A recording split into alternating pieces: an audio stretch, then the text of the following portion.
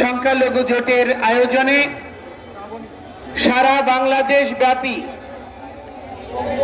5ই আগস্টের পরে যে নির্মম নির্যাতন, মঠ মন্দিরে হামলা, ভাঙচুর, অগ্নিসংযোগ এবং লুণ্ঠন ঘটনা প্রবাহ অদ্যাবধি চলছে, রাষ্ট্রযন্ত্রে সনাতনী বা সংখ্যালঘুদেরকে যেভাবে টার্গেট করা হচ্ছে, এই সব ঘটনাবলীর নিরসনকল্পে বৈষম্যহীন একটি জাতি রাষ্ট্রে সনাতনীরা গর্বিত উত্তরাধিকার হিসেবে বেঁচে থাকার জন্য পরবর্তী প্রজন্মকে অনুপ্রেরণাদায়ী একটি সুন্দর দেশ উপহার দেওয়ার জন্য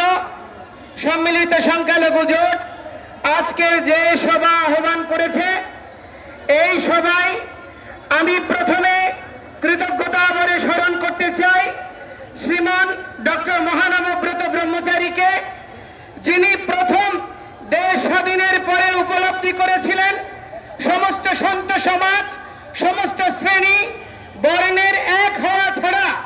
এই বঙ্গভূমিতে সনাতনীরা যথার্থ স্বাধীনতা লাভ করতে পারবে না।